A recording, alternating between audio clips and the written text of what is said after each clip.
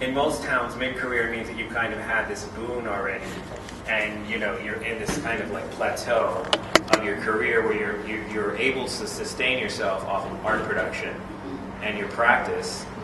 Where in Miami, I think that's a very different term, because I know very few people here that are able to sustain themselves off of their practice. And we have to kind of find other means. So there's a few things I would like to talk about. One is the means by which we kind of sustain our practice. I also was thinking a lot about our competition here, because as a local community, if we're aware of it or not, we do compete with a lot of different kind of different art groups. I think real estate is a huge competitor for us. I think artists from out of town, also a very large source of competition for us. And I think that the local institutions here also compete for funds and attention with the local art scene in ways that sometimes are conducive and sometimes are not conducive to kind of having a viable art scene for artists here. I did a lot of research into real estate to kind of open this discussion. This is a kind of a predictive map of Brickell in 2016 of all the different building projects going in. You have a Zaha Hadid building going in right next to Museum Place, I think it's called. I thought it was really interesting because condos in this building start from $4.5 million and go up to $45 million. Now, this is not beachfront property. This is on the bay. It's by, the American Airlines Arena, by the museum. It's kind of saying that, it's in a cultural center, and that's why they can demand those prices. It's also a Zaha Hadid building. For those of you who don't know her, she's an Iraqi architect, and she's kind of one of the only female architects in her field that's commanding this kind of attention. But it's located very close to Overtown, and a good friend of mine, George Sanchez, has a studio there. And he's actually having his property sequestered by the U.S. government so they can put an extension of the highway there. He's one of the few artists I know in town that actually owns his own studio, owns his own property. So again, I started seeing a lot of these kind of themes of competition. Like, it's okay for artists to kind of move in and get wheedled out. I think that's the normal ebb and flow of how these things work. But I'm always concerned about, does Miami find it important to have a local art scene? With Gucci Vuitton, I think we decided that we'd try it for 2 years and just see how it goes, and we'd let Miami decide if they want to have this kind of gallery in town. I think it's important for Miami to decide if they want a local art scene here, because I find that there's a lot of kind of competition or outside kind of aggressive tendencies that are not conducive to having a viable art scene, especially for mid-career artists. I've noticed that there seems to be and I don't know if you guys would agree with me or not, I noticed there seems to be a decrease of young artists in town. A lot more young people are making music or doing other things. They don't have kind of viable models to look at and say, okay, I can go to art school, I can come here and make art, and this is kind of a path for my future. So these things I think are a little troubling. At the same time, people say that things are getting better here. We have a new museum. We have more galleries. We have more attention. It seems to be taken a little bit more serious than it was maybe 3 or 4 years ago. So I'm curious to kind of hear what you guys think about this. And of course, if I sound angry or reactionary, I did take a nap. But that's just kind of me. And to see what you guys think. I mean, a lot of us here that I see in the crowd, we are local artists. You're more or less of my age group. I'm sure that, some of us have been educated outside of the city. Some of us have been educated within the city. Why do we stay here? Other than, quality of life, which I think we share. We should be able to share with the wealthiest of people, even though they're going to soon be our neighbors. And already are neighbors in many cases. What is the draw to stay here? And why have some people left? And, you know, when we talk to people from outside of Miami, why do we tell people that we're here? So this is an open discussion. I'm not giving a lecture. So please feel free to contribute. Anybody? Where's Bro Rodriguez? He's right there on Skype. Okay. We'll come to him. Does he have any thoughts on it? We came here to We came here to see Bert. That's why I'm curious to know what his opinion is. Well, Bert Rodriguez, he's a very good friend of mine. He moved out to LA maybe about 2 years ago. We also have Tatiana Vahan here, who's also, and Nick, also local artists that had moved out to LA for education or other reasons. You know, moving to a new city, I moved here from New Jersey and New York about 10 years ago. It's, you know, it's a slow kind of grinding process to establish yourself, especially in a new community. I lucked out. Many people here in Miami were very nice to me, and I was able to meet people very quickly. But I think, as Bert would agree with me, you know, you kind of hit a ceiling here in Miami. There's only so many people to meet. There's only so many people to kind of know, and most importantly, there's only so many collectors that actually collect local artwork, aside from having like one or two kind of pieces to say they do here in town.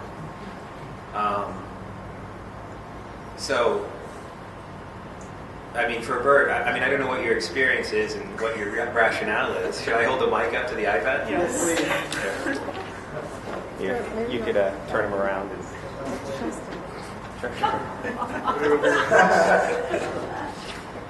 Does it work? It's a go. What's happening? You're speaking. What am I speaking about? I didn't hear anything about it. I was just asking what your rationale was for, you know, moving out to LA and. Okay. Why I left? I left. You said something about a ceiling, I think. That's probably the biggest reason. I think I just reached. Can everybody hear me? Yes. Loud and clear. Oh, look at all those sweeties right there. Anyway, yeah, I left just because the biggest reason was I didn't. My biggest concern has always been my entire career is my ability to make work. And for a long time, Miami held a certain level of freedom where I could just do whatever I wanted and like really explore whatever avenues I wanted to explore. But it got to a point recently in the past few years that started to go away. So I wasn't able as easily. It was more work to do what I wanted to do than it was fun, you know. And I needed to advance what? Say that again? I coughed. It wasn't a question. Weird. Welcome back to Miami. Thanks. Tell us how much easier it is over there. Looks exactly the same. So what were you able to do in LA that you couldn't do in Miami? The question is, what are you able to do in LA that you were not able to do in Miami? I think it's just access to resources, inspiration. I needed a different level of support. I just wasn't. I mean, one of the biggest reasons I just wasn't making the money I should have been making at the level of career that I had. You know, I should have been further along than I wanted to be. I wanted to be further along than I was. Have you found that in LA? Have you found that in LA? I'm fucking rich. I'm not rich, but it's just this place, especially for my work. I think it lent itself really well to having Hollywood here and that mechanism to sort of pull from that. You know, I wasn't going to find that in Miami. I think I just needed different sources of inspiration so I could keep working. And also it helps that a lot of the artists that I see as like the kings of the best shit in the world, like i.e. Chris Burden, or Paul McCarthy, or Charles Ray, those guys, they all came from here and built a foundation of that kind of work, having a level of support that it deserves, you know? So for me to show up, it's like, oh, you just do that shit that everybody else did, like in 70s, cool. But welcome. It's not like I had to work less in order to find that support. Does that make sense? Yeah. Do you think Bert's It's really loud. It's really loud. Okay. I'm here all night. Okay. just close that one? Do you think that the benefits that Bert has found out there, primarily being part of a lineage of a select group of artists, would be more of a subjective reality for an artist like him, making work in that lineage, and perhaps could we get to a more like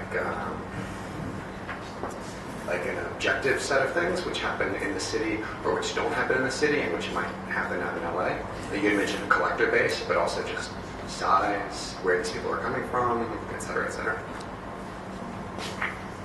I think that a lot of those artists kind of had the same scenario that we did when they first moved to LA. Absolutely. I mean, they fought for their collector base. They fought for art form to come and set up an office there. Nobody took them seriously. I heard a story about the Rebels going to Paul McCarthy's studio and him begging them to buy a pile of drawings that were rotting in his garage that they didn't buy. Before he was very, at the notoriety he is now. We need those kind of founding people here. Perhaps we are those founding people. And I think that, you do have to kind of fight for it in a way. And I think that we all try in certain ways, but so much of the focus I feel in Miami is on real estate. I think that's our biggest competitor. And I think without a local art scene, Miami's no better than someplace like Las Vegas. I mean, art and real estate, it's like peanut butter and chocolate. You Yeah. buy a Zaha Hadid apartment, you're not keeping the walls empty. That said, most of the people that are buying Zaha Hadid apartments, this isn't their primary address. No, I know that, but I know collectors who have second or third residence here in Miami.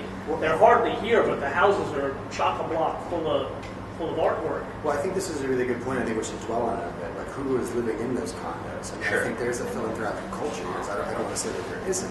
But the people that are in a position... I think there's the seeds of a philanthropic culture here. Well, yeah, I mean, I think there is one. I'm not going to say it's a good one or a bad one, but, cultures spread like mold on yogurt. But the thing is, I mean, the people that are in those condos aren't... The people that have the money to devote to the arts here are devoting 10 times as much to the Whitney or to cultural institutions in their hometown where they made the money. Absolutely. Miami is, for better or for worse, a place where people come to retire, they come on vacation, or they come in exile. And I think that's a reality we need to face. The rail right there, we started the rail 2 years ago with 26 grand from the Knight Foundation. We asked for 40, we got 26. They launched the third one, so basically we proved the franchise model worked. They launched the third one in Minneapolis with $120,000.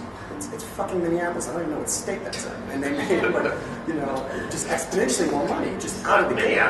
The Minneapolis, Minneapolis. It's an amazing They have institution. a lot of support there because of the Sure, they do. And why is that? And why It's do not a we banana have here? republic, which Miami is. Exactly People what live I'm there saying. for a long time. I often wonder, and it could be a mix of these things. Is it our own self-perception? Is it people's perception of us outside of Miami? I mean, where is the deficit? Why aren't we taking it? I mean, do we not take ourselves seriously enough? We're kind of like the Australia of the United States.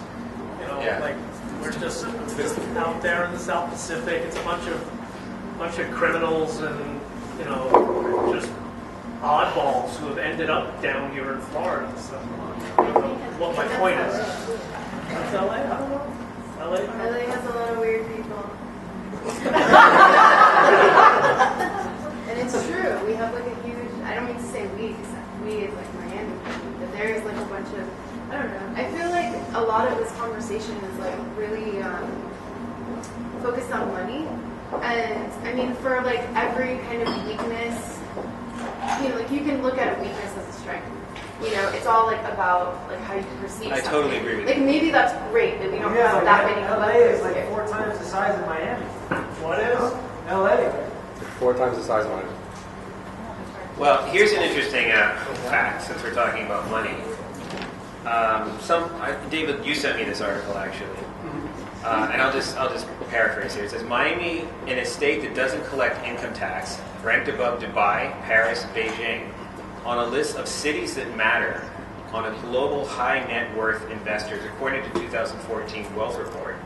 It's the only city in the United States to fall behind New York City, and it's number 8 globally.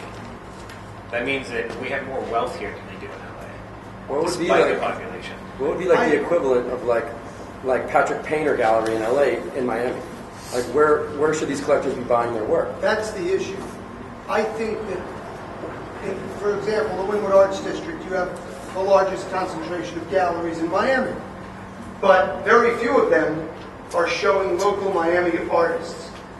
And if new residents, even part-time residents, in the new Miami want to go see your artwork, they don't know how to get to Fountainhead Studio, for example.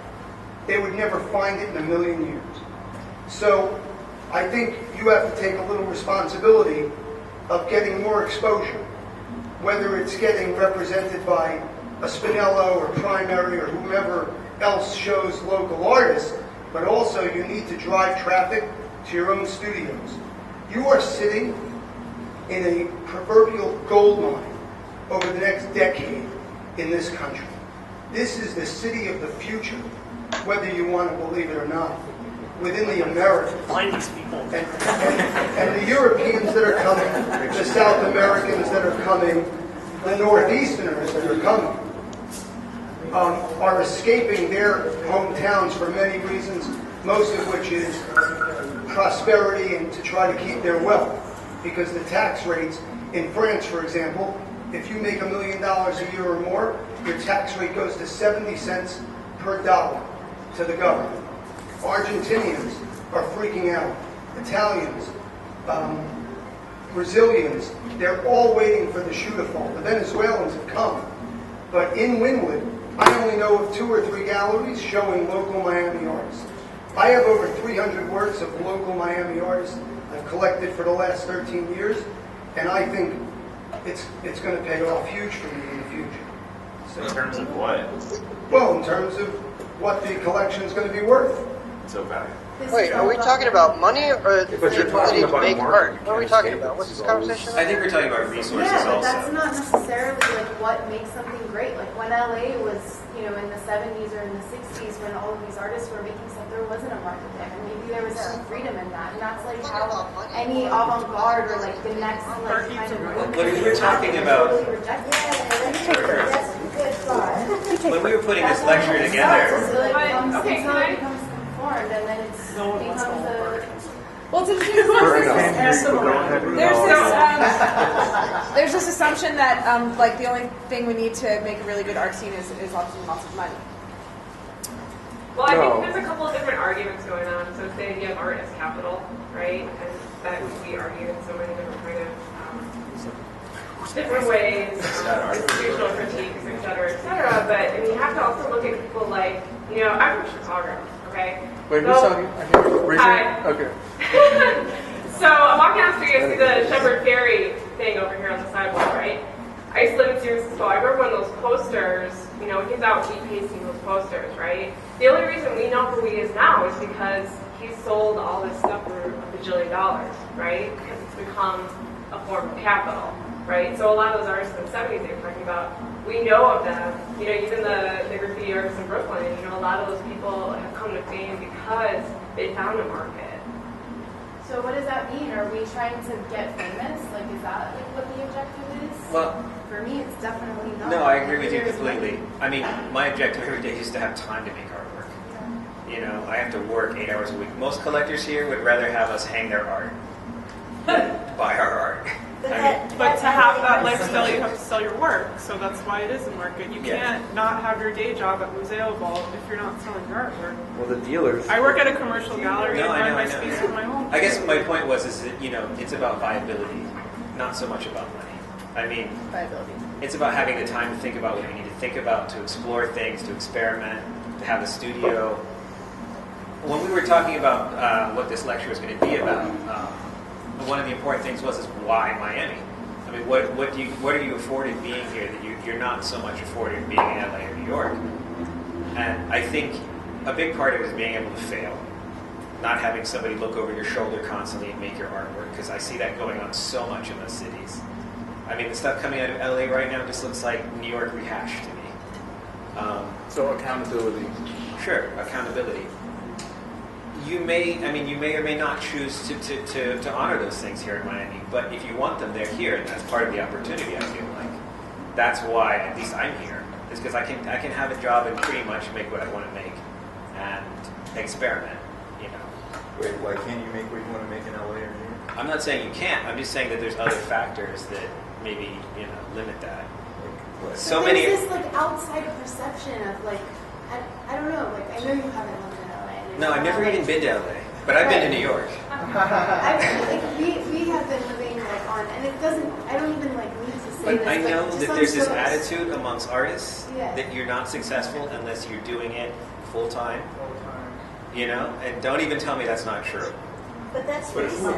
I think that the art world is so much more dynamic than that. There's always going to be like, I mean, there's No, really no, for different sure. conversations to have, and it's because there's so many different perspectives and so many different reasons why people do I'm just art. trying to find the positive of, you know, why here. I have a question about support. I know in other cities in America or in Europe, cities support the artists by giving them spaces or rent support or help with their, you know, living spaces. In Miami, there's no such thing as a live work space that's supported. So that's another reason. We do have certain foundations that get a lot of money. I believe the Knight Foundation gets more money than any other institution in America. I think maybe some of the problem is that they give it to kind of institutions that support culture as opposed to kind of artists. We also have, you know, the Cultural Consortium, which painters can't seem to win. We have, you know, we do have kind of some outside support. But in LA, I mean, are there complexes or living spaces, or there are live work spaces that are low rent? You don't need it in LA because, you know, studios are 50 cents a foot, you know, and the fact of the matter is here it's like $1, $1.50, $2 a foot, you know, so I mean, that's a huge gap. Right. So. Unless you're in that magical contingent of folks that get free studios. That's a good point. Which is something that happens. I shout as it is. Who's getting the free studios? Well, I mean, like, Describe the type of artist that gets a free studio. It's not a slight to them. I'm just saying it is something that would never happen in LA or Salt Lake City, where I'm from. You know, developers don't do that in those places. The developers here, from time to time, are supportive, and so there's entire complexes without But knowing what complexes you have they to are. ask what their motivation is for being supportive. But I had this who conversation. cares? I mean, like, No, you're right. like if we're Okay, just talking about resources, if we're just talking about resources, that's a huge resource, a free studio. But is it only a studio itself? Are these just freestanding studios, or is there some sort of is there a storefront, or is there a space, or is there any sort of institution that has to be attached in order for them to have a studio? No, not always. It just seems to me that Because there's a place called the Coral Gables Art House, and there's a lot of studios in there, but there also is an invitation hall. I think that from like what I've noticed in this whole like free space thing is that you ask for it, and a lot of times you receive it because you asked for it. It's based on the developers, but the developers' train of thought is often that like, okay, I'm trying to gentrify this area, and now people are going to see it being used, which means like, who the fuck cares why you're getting it? It sucks that that's what's going to happen to that area soon. You're going to get kicked out. It's a give and take situation. Wynwood used to be cheap. Now downtown is cheap. Soon nobody's going to be able to afford their cheap studios downtown. Yeah, Then but where do they go? They're in artists- Katy, whatever. Like that's just how it works anywhere. But it's not anyone who asks, because there's a lot of people who ask, there's but it's based on the favorites, judgment obviously. of that individual who is giving out that But, free I mean, space. for the most part, most people in New York I think don't that people live don't ask. work in, like, No, a Manhattan lot of people ask, or and a lot of people are rejected because they're not favored by that. Christopher Wolf. I think that it's obviously also a popularity contest. That's, Right, so popularity versus that's merit. it. Sure. There's problems to that system. Really quickly, just jumping off this a Those minute. aren't there. But these aren't freestanding studios. They're studios / printing presses. They're studios / No, there are studios available. There are a few, studios. but like these complexes which we're talking about, free spaces which are being pushed out in a quote-unquote move to gentrify, also have many writers that keep the artists busy doing other things, doing weird Miami bus Yeah, I mean, there's both. It's not both. No, there are. It's one formats. No, there are both. All right. I mean, you don't know the other ones because they're that's not public venues, but people have studios. Free studios given by developers to gentrify areas. There was a Free lot or of cheap? artists that have studios in the design district. Yeah, and that- they were that just is fine. studios. That is- And yeah, exactly. you got into a concern there or something. True. That was like I don't know how it. It has this format obviously There was has a its lot of issues, and perhaps like in the grand scheme of things, maybe they're evil or whatever's going to happen, whatever this train of thought is, like, yeah, we're only giving you this space so other people see it and pay lots of money for it because they see it being used in some way or another. But to say, I think just to generalize and say that they don't exist at all is not fair. I mean, they exist on a small scale. My thing, look, what I was going to say is that we're talking about like this area here, right? And you're having this conversation here in like this project space. Like maybe you should be having this conversation in one of these big buildings, educating the people that live in those buildings instead of like amongst yourself. I work with a lot of them. I know I mean, what they think and how they operate. And the thing, when I worked, like I think the gallerists here are like a little bit like need to take more charge because when I worked for Bernice Steinbaum Gallery, all of her artists were like full-time artists. None of them, maybe they were professors or something, but none of them were like flipping burgers. But how would you take more charge? I mean, the way they have a market to sell their artists' work. But a lot of her artists are also international artists. She had most Yeah, of that. well, I mean, She's it's an artist actually. I mean, granted, I mean, how are the artists supposed to sell their work? I mean, I think that the gallery system has to be in place. I work with a lot of wealthy people. I work with a lot of very wealthy people. And, you know, some of them actually do kind of glance at our art scene and talk to me about it. And, you know, they're frustrated with us. What's the frustration? Yeah. It's a good question. I don't always know. Like, I kind of get this. I mean, you kind of said it. You're like, Miami is a site for experimentation, right? You can do whatever and you can fail. They you kind can of try feel it like out. we don't But at the dream same big time, enough. you can't be held accountable to exist in a market that is outside of Miami. They So kind of you feel can like use it as like your playground, but like you're not actually stepping up. they kind of feel like that. You know, we don't dream big enough. We don't think big enough. That a lot of gallerists or curators, when they mention that they have Miami artists, kind of laugh about it a little bit. You know, that only a certain type of artwork can exist here in Miami. For instance, a collector, a friend of mine, got a very large installation of art language from the '60s, and you know, he had the trustees over from the Tate, and they were shocked to see this work in Miami. You know, why is this work in Miami? And I thought, like, what? I mean, why not have this work in Miami? Why is it shocking that this work is in Miami? Why don't you know about the Sackners or other people that have this type of work in Miami? A lot of people have art language in Miami. You know, so there is a kind of like stigmatism, I think, that's in place, and I don't know how that was created or why it was created. I know that there was kind of a boom in local culture about 10 years ago, and maybe a lot of them feel disappointed with what, you know, the results were. Maybe a lot of them were speculators and planned to, you know, flip it and make money, and that didn't happen. But you know, that just serves them right, I think. You know, supporting an artist, I think you have to kind of get behind their career, and you know, it's Or you also need a career to get behind. Absolutely. But I mean, most people making work, I think, you know, kind of work not in a linear fashion, but they do progress. I mean, I've seen plenty of people here develop, and they're decent artists. I hold enough art to know, you know, that this is not, you know, any worse or better than, you know, international superstars. You know, the thing is, this city, from the time of like Carl Fisher to now, this place has always been a resort, and it's always going to be a resort built on a swamp. And there's always that old adage, like, I have some swampland to sell you. People, we've just got this, it's in the collective unconsciousness of the world out there that this is just a place where there's swampland and you can get really ripped off by buying a piece of land that's sinking. All this shit where that Zaha Hadid building is. It's funny. These people don't even realize that. In this article, they mentioned that there's no protection against the rising No, waters. that's all just like some fluff. They're spending zillions of dollars on it. We're just, you know, I don't know how to shake off the whole thought that this is a resort. People come here to turn off their brains and sit on the beach. Sure. Well, I got a question about Is that why do MMA you programs are feel that we're better than international artists? Yes. Do you feel we're better than international artists? No, we're just artists. I mean, yeah. Well, but this is my point. You know, it's like. What's your point? My point is like, why is there a comparison? You know, it's like why are we compared to being better than international artists? We're just artists, right? So I don't think we're saying better. I don't we're think just the talking expectation about is that we should be support. better. I think that that there should be some. But that perception is Yeah, there should be some equality. right. Do you think we have equality in international artists? I think that the potential is there for sure. But it doesn't exist right now. You look like you want to say something. It's not totally. I don't want to. Wait, but it doesn't exist right now. Is that what you're saying? I think that it's right maybe where it should be in a way. I think that the progression of a lot of artists here are kind of the ones that stick with it and the ones that do it.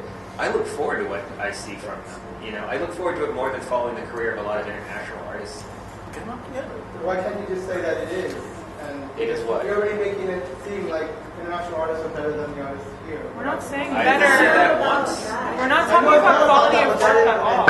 It's not, although it could be. Of course, it's not about Look at Romero. It's still a valid point. No, I mean. So if I may, Aramis, something that Aramis and I discussed when we were pulling together this conversation was, the fact that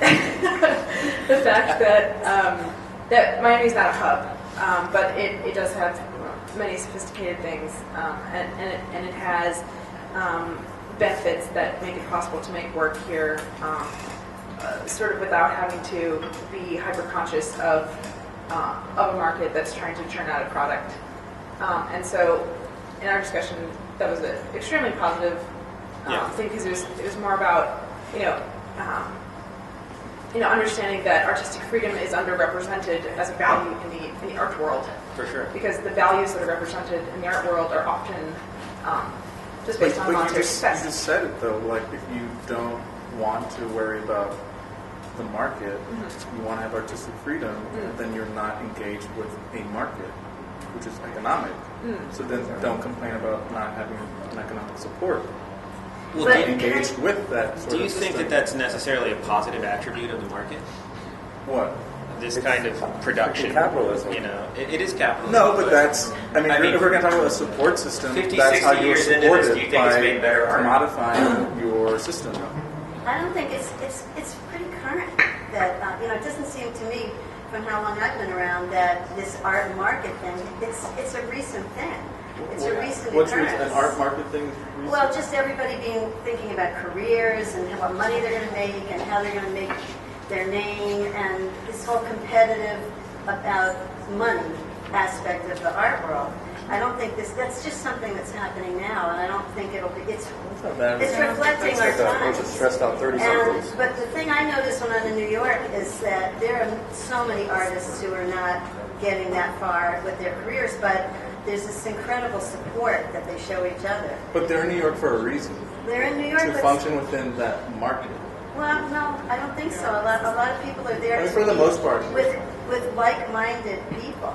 And that's really the big goal, just to be in a community of like-minded people. And what happens here is everybody's so competitive that there's not that much support. People don't support each other. But what's the support you're saying is the most? I don't think that's true. I think all my friends who come to my things and I go to theirs are all sitting here right now. Yeah. And I think we actually have a somewhat legitimate support system. And I like what all of my friends are doing. If we want to talk about the market again, if I were wealthy, I would buy a lot of people's work that are sitting in this room. But that's I don't know. That's back to like that popularity thing. Like I mean, that's you go to my thing, I'll go to yours. But let's say. I'm saying that I'm not going because you came to mine. I'm going because I genuinely like what you're doing. Okay, but let's say there's a gallery that shows artists that don't show Miami artists. Does that opening? Is it I don't not think as that's a good populated argument. because? I think that whole like more galleries should show more local artists is a really unhealthy thing to bring up. But what I'm saying is, what you're saying is that attendance I think you should levels. show work that you think is good. Right, but that what I'm saying that is you what want to you're- represent. Jeff, I don't what think you're it should saying have is- to do with where somebody's from. And artists should show at galleries that sell work if they want to make money. I'm saying, so you're saying the support system is if I go to your thing, I'm going to their thing. I think, but we're having two conversations. We're talking about like fiscal we have one support, conversation? and we're talking about a community. Maybe artists should make better work coming out of Miami, or have Okay. bigger dialogues than just Miami. But that's what we're trying to do right now. But to by go back having to these But talks. everybody here, well, there's a couple people here that aren't from Miami, which is kind of But nice. there's another aspect that doesn't seem to be being talked about very much, which is She's from Scotland.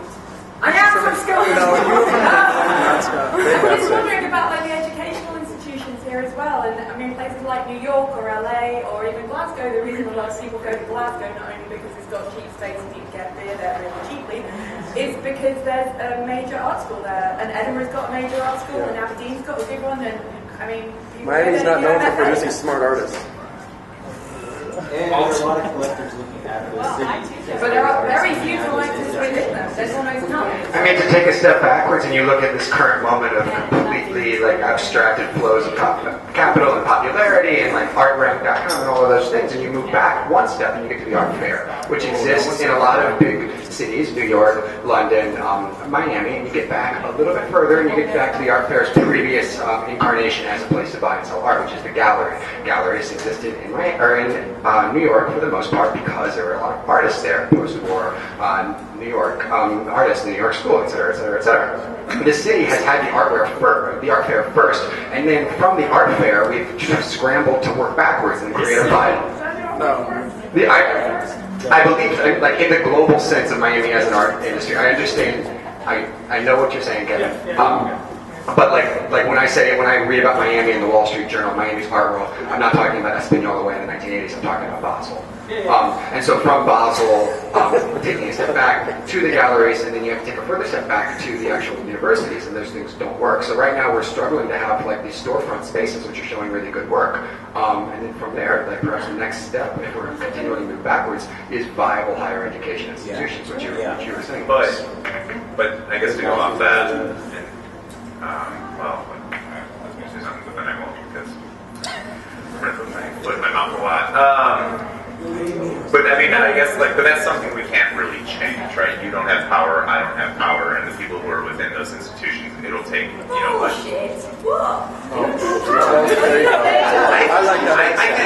as someone who is not affiliated with my university, I can't just be like, you should fire all that faculty because they're teaching you shit from the 80s. But I guess my point was that I guess there are other alternative models happening in LA right now that Mountain School, there's another one that's just announced that's happening this summer where basically they're coming up with Kickstarters or funding, like maybe someone could utilize the Knight Foundation as like this platform to say like, give us $20,000 so we can invite Rick Rick to come down because that's like basically who we want access to anyway. Well, okay, you know what I mean. And by the way, everyone probably knows this, but Cannonball just received a large grant from the Andy Warhol Foundation to re-grant. So it's actually a really great opportunity to get money for projects on a very local level. Woo! Cool. Well, anyway, if we're pissed about educational institutions, let's do what Miami does best, the DIY art school, right? Like the 1 week seminar that's led by... What was Craig Robbins been talking about for Well, Craig Robbins' problem, from my understanding, via internet research, is that he wanted to, have it be an accredited thing through a university, which is like a horrible idea. He also wanted a postgraduate program, which is useless for most people. But the postgraduate thing to us is like the Whitney program, which basically means you have, means you just have hot faculty and hot students apply, and then they hook you up with free housing, and that's basically the best way you're going to get this cross-pollination of ideas. If we try to go through the channels of a university, well, you're screwed. It's going to take 10, 15 years to just do it with the Knight money or whoever's going to give it to you, because it's actually a good idea and it'll actually be effective. Well, on a positive note, Locust projects come a long way from being a small spot in Wynwood to now being a bigger sort of... No. I think Miami's growing. It just takes time. I remember having this conversation 10 years ago and people seemed so frustrated that it's not happening overnight. And they see these buildings going up and they expect it to just sort of flash and all your dramas are over. But it takes a long time. Like it's just gonna maybe takes another 20 years. I don't think anybody's 25. I don't think anybody's arguing that. But I think Mexico City. Yeah. I don't think anybody's arguing that. But I think to get back to the point of viability, I mean, either we can sustain, some decent mid-career artists, or we turn into a service industry. And Miami, I mean, as it's been said a few times tonight, it's known as being a service industry. We have a little kind of like cultural fungus thing going on that could grow. The people don't live here that own those properties, so a lot of them do. Well, I mean, they're probably going to Wynwood and they're probably seeing art. Maybe they just don't like it. I mean, I don't know. I mean, they buy from a gal like something more established where it's not such a risk. About money. They don't buy it because their friends don't buy it. They're rich friends, and they're just buying it because it's better than the stock market. Come on. It's probably high risk. Buying local is probably high risk investment. It's not high risk. I think it's no risk because you're not going to make anything off it. You know that. Exactly. I'm really not from here. I'm from that awful place, Los Angeles. And for the last 2 years, I've been trying to figure out the same thing you guys are trying to figure out. It's like, so what goes on here? And it's interesting for me to kind of play around here because, I'm used to being around 7 pretty high-powered graduate programs and a fairly healthy, though somewhat inner gallery system. I mean, you should know, it's like the gallery system in LA is not terribly good. It's not terribly great. Most of the people in Los Angeles do not buy in Los Angeles. They buy out of New York, they buy out of Chicago, they buy out of Paris, they buy out of London. But it's interesting to hear you talk because I've always kind of maintained it's like there seems to be a certain infrastructure that's missing. And Aramis and I have had this conversation where the infrastructure that's missing is there's no really great graduate programs, which of course increases the rigor. There's probably not as many critical writing venues that again increases the rigor.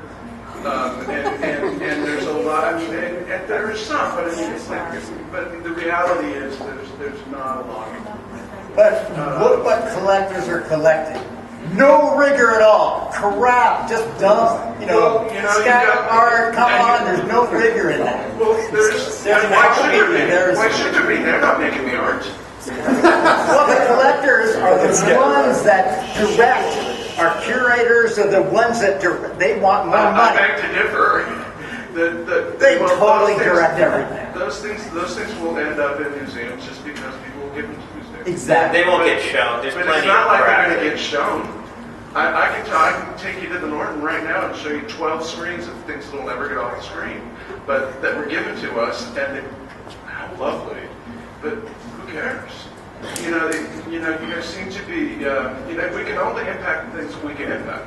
Yeah, you can't impact the market. It's not going to happen. You can't impact the art decorators, who are really the people that are putting the things on those walls. You can't impact the social artist who's connected in 1,000 different ways. The only thing you guys can impact is the way that you work. This is a really great conversation insofar as, this is kind of the conversations you have in graduate school. How the hell am I going to make a living? All of those things. But it's like, you can impact the way you work, you can impact the rigor that you bring to one another, and you can impact the way the community functions. I took the group literally. I took 15 people. Yeah. 15 people to Little Haiti. They didn't know Little Haiti existed, let alone that there was Gucci Vuitton in Little Haiti. And they were just like, wow, this is pretty hip. Which of course decreased his hip quotient by 12 points. But it's like, what happens is... You got one show with me anymore. Yeah. You would want to show that stuff. The stuff you can impact are these conversations. The stuff you can impact is holding each other accountable for doing better work. The stuff you can impact is making curators take notice that it's not really what's hanging on the walls of those high-rise hotels. Yeah. but it's what's hanging. It's what's hanging in your houses, in the artist-run spaces, and that's why I brought that group to your place, to Dimensions Variable, to Cannonball. You know, because it's like that's where you guys are starting to really make a difference. It seems to me. And I said too much.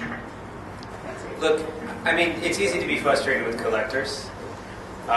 Even the brightest and most well-read ones I know are kind of just, I mean, this is not their main thing that they think about. There's some special people out there for sure, but it's like one in a million.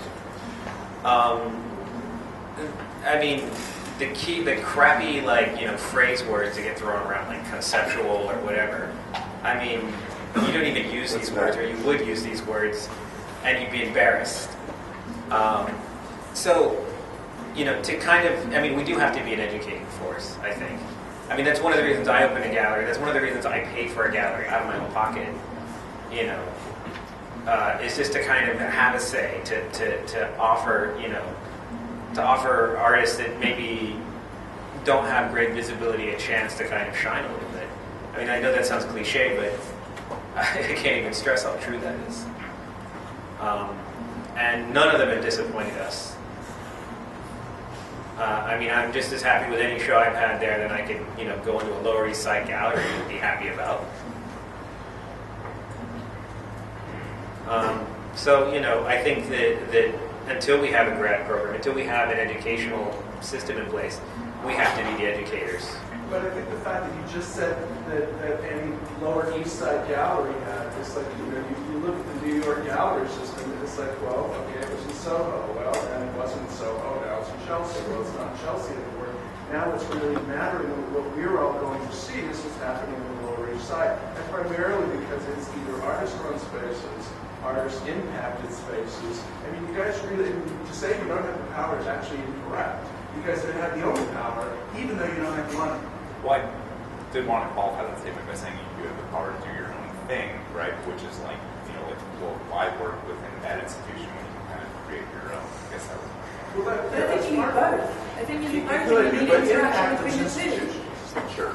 Yeah, right. Okay, but that is a much, Without much more long-term goal, right? Whereas, I mean, I'm talking to me, like, it is somewhat plausible for someone to say, like, I can apply for this grant, you know, receive $40,000 from the Knight Foundation, and actually have this thing happen, like, say, a seminar, and, like, you know, have these kind of critiques or these day-long discussions, you know, by this summer, you know, whereas if you try to go the route of, you know, FIU, whatever, like, I mean, yes, I really think you're looking at, like, decades worth of work. So, I mean... But you only need 3 really good, passionate lecturers from somewhere to come in and start kicking up dust, and you could have an amazing program that brings people in from all over the world. Saturday, You could have a really Dan shit Graham. program, and everyone would kick against it and hate it, and have lots of discussions like this about why is FIU so shit. And you still get some sort of critical discussion. There, you said it. Well, some. I don't know. Why is it you so We actually have a real life graduate student. Yeah, so I'm actually in FIU in the graduate program currently halfway through. You're, by the way, one of the only graduate students I see at almost every event that's curious about our scene. No, there's more. So, yeah, but so he's out all the time. Wait, what's Andrew going to say? Sorry, Andrew. yeah, but anyway, so FIU, yeah, you asked why I picked FIU. Yeah, essentially, FIU was sort of the easy thing to do at the time. It was just one of these things where I had been out of school for 6 years, wasn't sure if I wanted to do grad school, but had been working on my work more, and I had a good relationship with some of the people there, so it was kind of like, you know, we're trying to get more people in the grad program, you know, would you be interested? You know, at the time they were kind of saying there was funding for, you know, scholarships and yada yada there, so it was one of those things where at the time I wasn't really super psyched about moving, so it was like, it was a good thing to do just to get kind of in the vein of working again and sort of get back out of like the corporate work track of things. But you know, what I've really found for myself is that it was a school that also worked because I was able to, I had an idea of what I wanted to do, and I was able to just sort of charge forward without anyone really impeding me. But the school itself isn't really structured to like help force you along or anything. They aren't doing stuff to really encourage more people to come, like, opportunities like having scholarships, having work programs. Those structures don't exist, and it's largely also because of funding itself. It's just the schools constantly seeing, how do we... The professors do. Some do. Some do. I mean, it depends. And it depends the relationships you want to have with people, too. So it's a mixed bag, which I think is the case you're going to get at any institution at all. There's a couple there who do. Yeah, I mean, it's good. I don't want to talk too specifically. We have a few people. Because there's one here. But Kit Brands is actually a really good example. Someone who really is Thank you for coming actively engaged with the grad students. Because there's some people who it's like they don't want to be. They want to try to do their thing. They want to do their hours when they're there, and then they want to go home and not deal with you outside of that. So it depends professor to professor, but that's any college. But I think the school itself sort of, and the school, I'm saying larger than our department even itself, does not want to support us. Like, it looks at us and says, why aren't your students coming back and giving us, why don't they give us money? Why don't they churn out a product we can sort of, push forward? They want to graduate 15 people every semester, even though they want to continually also cut back funding for grad programs. They want to cut back, the number of adjuncts they want. They want to keep cutting back what they're offering us, but then push out more of us. So then, you have a quality issue that starts happening too, where it's kind of like, all right, well, we're just going to have to start, taking anyone and pushing through. They're turning it, and I think this is probably really happening in a lot of programs. Is they just want to turn into, they want to generate revenue, and if you don't generate enough revenue because you're not pushing enough students out, then it's kind of like, well, you generate the revenue or we cut your program further. Yeah, but how are they not aware that making artists will generate revenue? Because I don't get it. It's a whole fucking business. They don't feel that way. I mean, they can look at Other the architecture. schools are generating artists from, there's revenue to be made. Yeah. Oh no, the architecture program in that school is, has way more students than the arts, and they generate tons of money, but they also have a huge dropout rate, but that makes them money. They got tons of funding, facilities, So when I went to art school in the 90s, I went to the art institute in Chicago. The statistic was at the time that 97% of graduates, and you're talking about art students who are flaky by nature and don't typically graduate. 97% of graduates not only never worked in an art-related field, they never made art again. I think that if what you're trying to do by making art is sell it and everything else, you have to address the fact that you're manufacturing cultural commodities, which means that it's something that people don't even know they want before they go and look at it. And if you're making something that people don't even know that they want, you have to market it. It's like McDonald's. McDonald's has a $3 billion a year domestic advertising budget, which means that, like, in order to feed people in America, that's just here in the continental United States, the stuff that everybody knows is bad, they have to market it very aggressively. And I think that this is a marketing issue more than anything. If Miami has a stigma as a place where you're not going to find good art, you have to change that in a way that consumers understand intuitively, which would be like through media. I think that it's everybody's personal responsibility to make the I think that's exactly what's wrong with contemporary art in the market today. The idea of marketing being superior and that people need to be educated about what is quality rather than believing in people to make the decision about what quality is exactly the problem. I think that there's a media machine that can manipulate and decide and tell collectors or people with money what quality is versus people being able to actually be trusted enough to perceive quality and have quality be conveyed artist to collector or artist to consumer. I don't think it's about quality. If you're making something to sell people, it's intellectually dishonest and disingenuous to act as though money doesn't matter. that's exactly the problem. That's the thing that needs to change. Maybe art is the problem. Art's the problem. I think art is the Art problem. galleries, get rid of galleries, get rid of consultants. Museums, most of them, burn most of them. Congratulations, we fucking completely liquidated the whole conversation. Seaburn on. I'm done. Look at that shit. That's just shit. Now, more importantly, our Can we run back really quickly to the title of the talk? As in, like, why don't you move to LA? Wait, no, this is stupid. We already talked about this. Banks is on the screen. It's not worthwhile.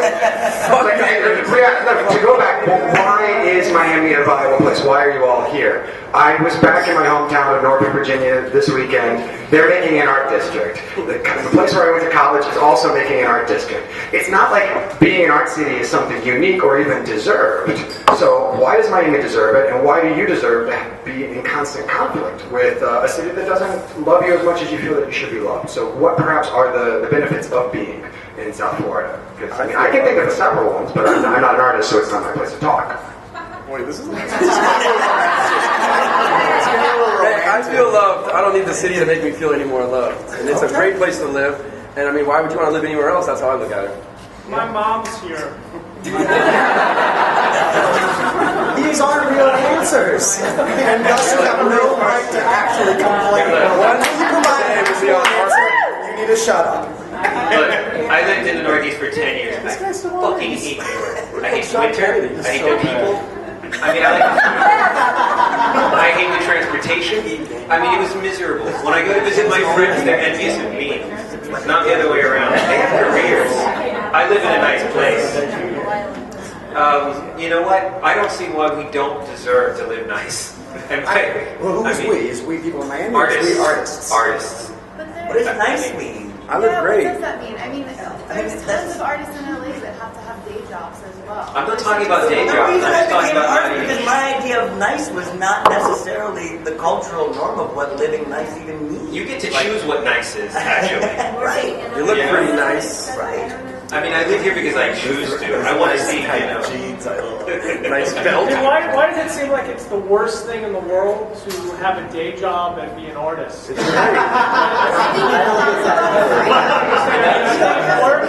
not dependent on the market to dictate what kind of work I you agree. I'm not an issue with that. I proudly have a day job. I don't know if that's fair, but maybe his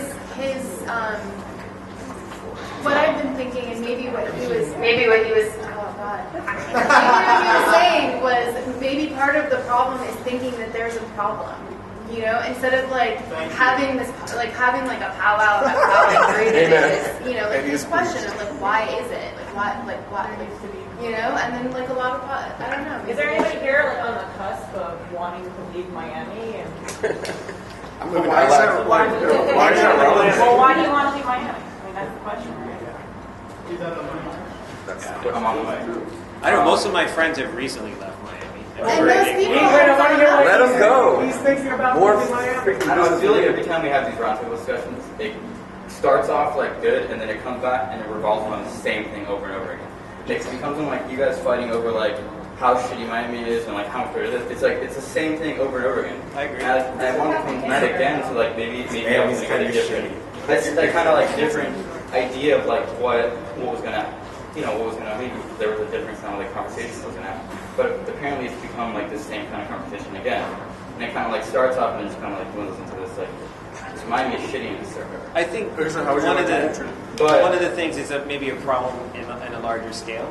It's not really where you are. You can be miserable wherever you are. I mean, I don't think Miami is necessarily like a bad place. Like, I mean, you can make art anywhere. Like it doesn't matter. Like, if you're making good work, it's good work. You know what I mean? I think people are jumping I to feel conclusions like, about why people are leaving. the reason I wanted to go to LA is because I felt, okay, Miami and LA are pretty similar places, except LA is Miami on steroids, except that there is an area there's a part of LA that has some like level of sophisticated culture and it's directed towards the arts, kind of like New York. Kind of like there's a dedicated community of people that are constantly dedicated to art and they're concentrated in the arts all the time. Which Miami, I don't think necessarily has maybe yet, but like in the very early developing stages. And I think LA has that. It might be small, but I think it has that. What specifically? When you said it? Huh? You said an area. Not an area, but just like a. I guess just an idea. I guess it's like a sense, not necessarily specifically a certain area, but I feel I don't know. It's Miami doesn't have that yet. Can I just say something that I think nobody's thinking about? I don't think. And I think this is a start. Most of my friends, and not just specific to LA, but who have moved to some other wherever the fuck they moved to. I'm sure most of them are some sort of metropolitan areas, major cities, whatever. I haven't really heard anybody say that they left Miami because it sucked. I think people are leaving because they want something different, not something better. To be more creative. No, who can honestly say that they didn't leave on some artist residency and come back making something that they couldn't have made in Miami because it's a different it's a different environment. You need a set of change to. I don't know. I feel like I'm here because it's not those other places. What? I'm here because it's not New York and not LA. I think all I'm saying is that people are leaving for something different, not better. I'm comparing the cultural outlook. Yeah, I mean, Miami lends itself to this opportunity where you can have a voice. You can take your stance. You can be a big fish in a small pond. Specific benefits. I mean, you can be a fish. And that's Studio space, quality of life. I know, but why? Humidity. You just said you're here because it's not those places. Yeah, but that's not necessarily a negative thing. It's just it's not a negative thing. I mean, okay, if you were to do something, and that wording, it sounds counterproductive. To go back to what you were talking about each one of these roundtables devolving into this just cesspool of. I mean, how many years have you been doing this? The roundtables? Yeah. Drinking? Rambling with a microphone and Bert Rodriguez on Skype. Well, no, because I've come to more than 5, and you're completely right. I mean, 2 years ago, rather, I led one on the relationships between contemporary art and eroticized amputation. And it devolves into... I'm not kidding. It's called Love Will Tear Us Apart. I suggest looking at the podcast. It's fantastic. But the point is, it devolved into people being like, Miami doesn't... And so I wonder if there is this sort of self-flagellation which is inherent in the culture. Which does propel these things. And why that... But more than that, but why does that exist? I think that trying to get any group of artists to agree on anything is like hurting cats. And it's not just here, it's everywhere. No one wants to hurt cats. Yeah. Meow. I need to say something really quick. I'll just chime in really quick. I moved here from Chicago about 2.5 years ago, and this a very similar discussion. Maybe it's not as formal as this happens there all the time. There's a huge anxiety around being in the quote-unquote second city. There's so much pressure to move to LA or to New York. So this isn't necessarily a new conversation, but it is maybe if we are wanting to follow the traditional path of an artist or how we define that, it's like there's a lot of pressure to kind of just fold into one of these cities and then ascribe to that. So that's it. I just wanted to chime in.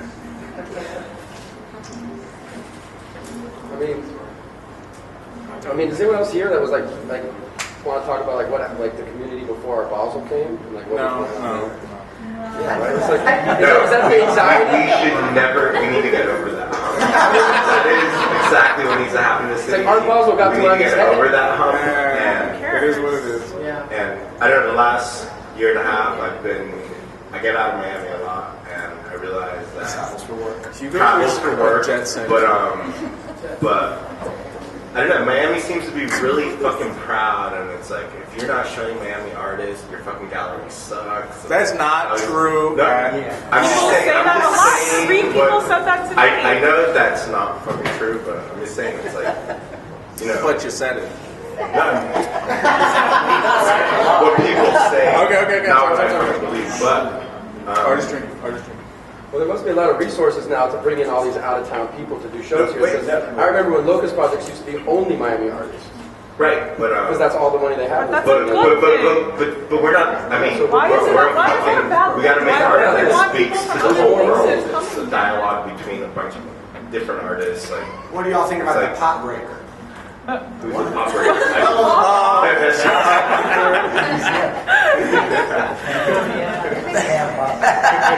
I want to know. I thought he might be in this room. This might sound really strange, but for me, Art Basel's a non-entity for me this year. You know, I hate Art Basel so much. It's such a pain in the ass when it comes. I mean, yeah, it does support a lot of us in ways we don't even imagine. And it is a meal ticket.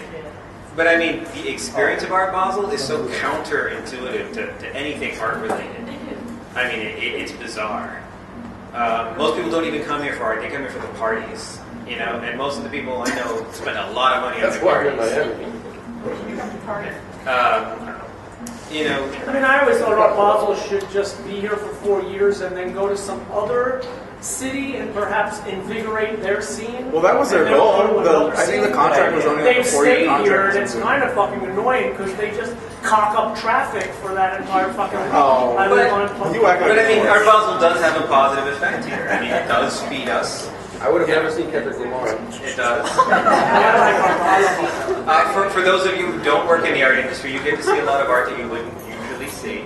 Yeah, it's like That, and I think it invigorates a whole new kind of list of I don't know, quote, quote, collectors. You know, I mean, like, the whole city is, like, art crazy, not only during Basel, but, like, kind of throughout the year. I mean, when I go to LA, I talk to my artist friends, gallerist friends, you know, and, like, the one thing that they bitch about more than anything is that there's no collectors there, you know, like, which we all kind of think, like, that makes no sense. There's no collectors here either.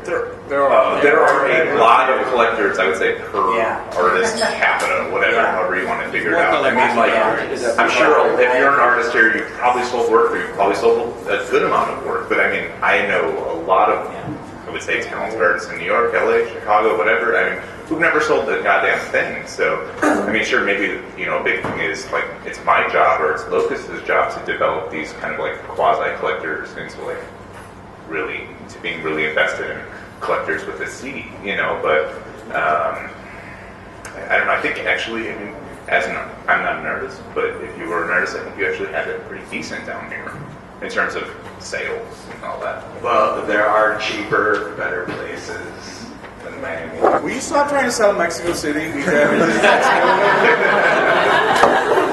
Just saying. I mean, are there conversations like this happening in LA where they're like, oh, this is why we love LA so much? Or are they like complaining about Right. We're basically the entire art scene is complaining. I'm sure Keyhoe and Robert Irwin were talking about this in like 1960. No, they were talking about in like Long Beach. No, they were talking about like talking the about cosmos. They were talking about like good shit. Right, because it's actually far more interesting to cultivate artists than it is to cultivate collectors. I think. But yeah, I mean, they're talking about art, right? Yes. And I run a gallery. I'm sure a lot of you don't know that, but like, you know, we had an opening this past weekend, and you know, like, probably 15 artists were there, right? You know, and it's like, sure, maybe you don't like that art, but like, you should probably at least come just to say, like, hey, I saw this and I had a discussion with that artist or the gallery. That's true. But still, I mean,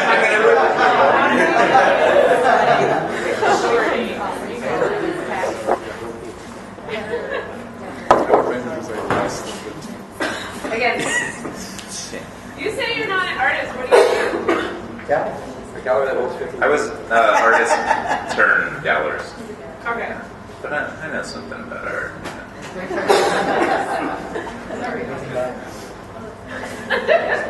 I don't know. When I say that I'm here because it's not other places, I mean, I've traveled a bunch, whatever. And I really like certain things that I find here. I mean, people here are so embracing. You have access to stuff you just don't have access to in some of the bigger cities. I mean, you can call a collector and go and see something if you know they have it. Most of the times they'll let you come see it.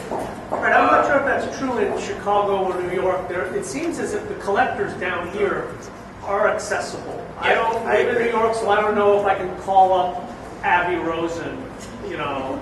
But you've got collectors down here that there's not this separation that I perceive in other parts of the world, which is interesting. Yeah. Not that I mean. No, the thing I've been living in New York for 9 years, and the thing I'll say is that the scale of Miami is so small. Well, that makes it really interesting because the opportunity and ability to like even congregate in this fashion is just completely unique to a town like this. And the ability for someone to, within 2 or 3 hops of friends, to be able to be in the collection of, I don't know, name somebody with name memories. Name. Right. They do here in New York. There's like so many firewalls before you can just interbreed in the way that you can. Which is really interesting. I have a project that are like the space that I run is in my bedroom, and I can text collectors that are like legitimate collectors, like send a text message and ask them if they want to come see the exhibition that's in my bedroom, and they're going to answer me and they'll come. But I think what happens is that people who are artists and identify as artists want to constantly challenge themselves. And in a town like Miami, they tend to feel unchallenged quickly, so they leave. That's what the wall is. And that's what we talk about, or the ceiling, whatever. That's what the ceiling is. Right. Which is a legitimate reason to move, I think. There's a lot of, there's a lot of reasons. I mean, I left Chicago after 12 years there because I got to a point where I felt too comfortable. And I felt like it was making my work suffer. Yeah. And that's why I needed to leave. Because I needed to challenge myself. I needed it to be harder. It continues to be very hard. But I think that's where the problem with this conversation is that like that's not a bad thing. No. Like to want to leave somewhere because you want something different or more challenging. And to a go bad somewhere thing, where it's not specific to Miami. Like just because we're smaller in scale doesn't mean people don't leave New York to go to Chicago or they just want to change. You could say that about people who don't make art too. Right. A doctor might want to leave Miami because they don't want to be here anymore. Most of them want to come here, actually. That was a bad example. That was a bad example, but hey, get out there and see the world. Meet other artists.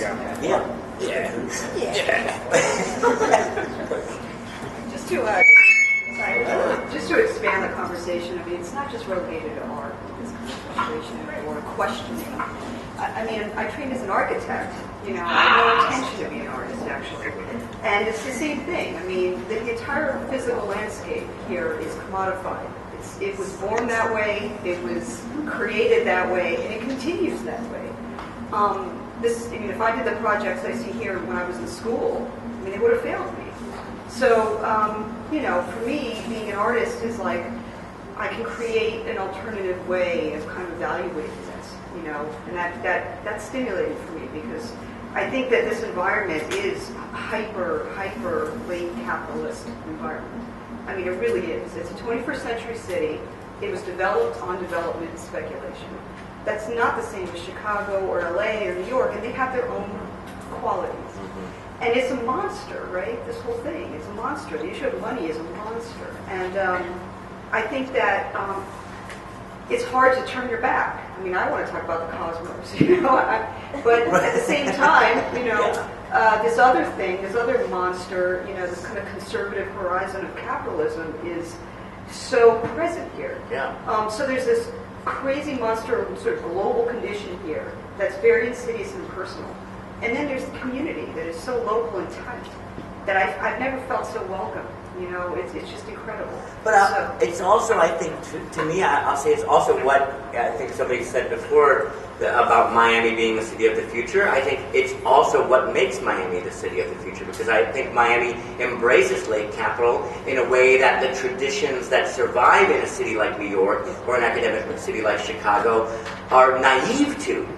And that's one of the things that I've been really enticed about with the conversations that I'm able to have with artists here in Miami because of their embrace of a certain kind of really hyper and late capitalist mentality about the realities of it and the fact that their art seems to continuously be engaged in that conversation.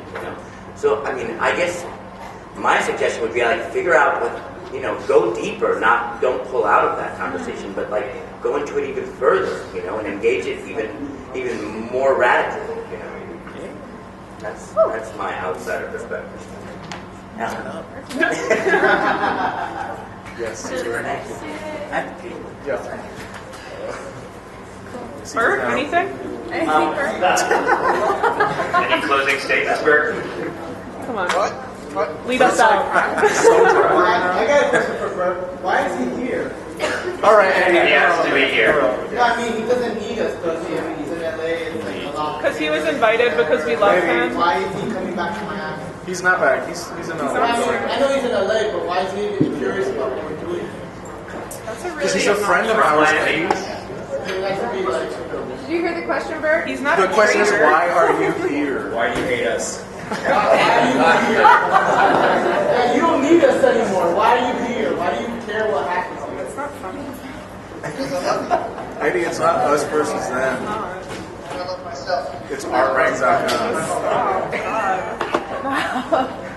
All right, so Because I care about artists everywhere. I want artists to get over all their bullshit and just make art. That's all.